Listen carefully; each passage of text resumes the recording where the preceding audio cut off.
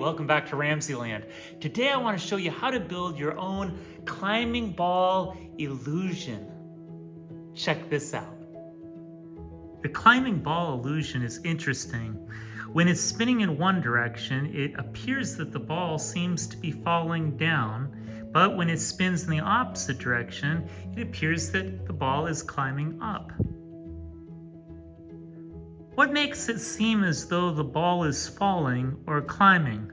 What's really going on in this illusion? You know, a great way to understand this illusion is to build it yourself. All I'm using is some wire. This is just a ping pong ball and some kite string. I'm going to start out by wrapping the wire around this test tube because its diameter is just a little smaller than the ping pong ball. So whatever ball that you want to rise or climb in your illusion, just make sure your wire is wrapped around something that has a diameter that's just a little bit smaller. Start by taking the end of your wire and making a little hook for your fishing line or your kite string to be tied to. And then thread a couple inches off of that hook to start wrapping around your conical shape. You can use like the midsection of a baseball bat or maybe the top of a flask. I'm using this test tube. So I'm going to start wrapping it around the test tube several times. And then when I think it's long enough, I just cut the end of it. And then on the end, I'm also going to bend a small hook.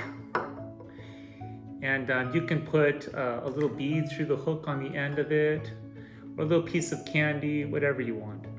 Now in the midsection, what you're gonna do is put whatever ball that you've chosen, whether it's a little ping pong ball or a little rubber super ball, and you're just gonna put it in the middle of the coil, wherever it rests. And it looks like mine is resting about here.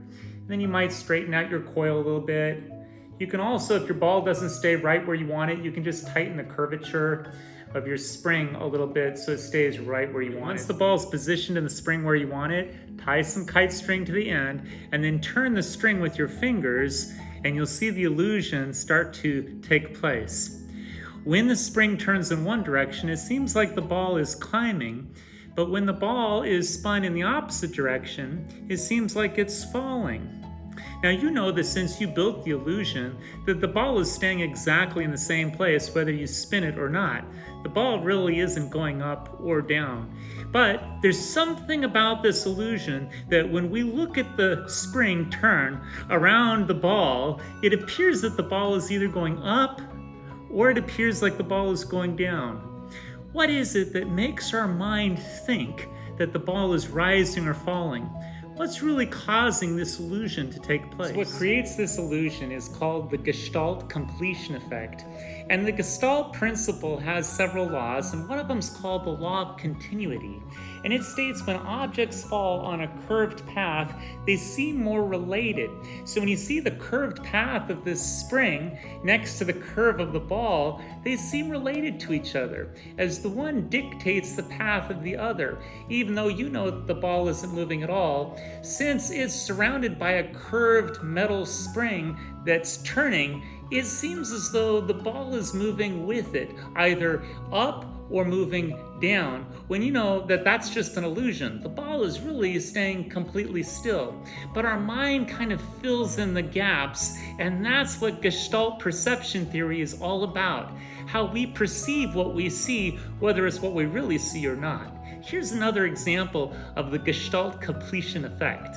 I love this kinetic book by Takahiro Kurashima that shows images that when presented with a polarized gradient, the images appear to us as though they move. So when I move the polarized gradient that has these vertical lines on it, look at how it interacts with the image underneath it.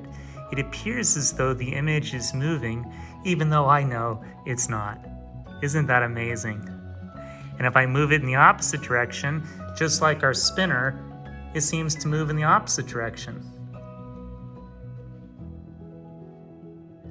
Now I'm going to move it to the right again, and it'll seem as though the spokes of the wheel are moving in the other way. Just amazing visual illusions. Here's another. You can see the image obviously isn't moving until I move the polarized gradient over it.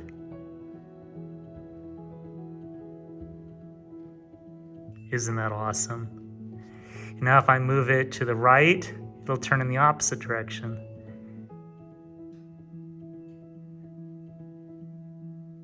Just amazing. I hope you enjoyed today's edition of RamZland, and I'll see you next time. If you enjoyed this presentation, be sure to remember to like and subscribe.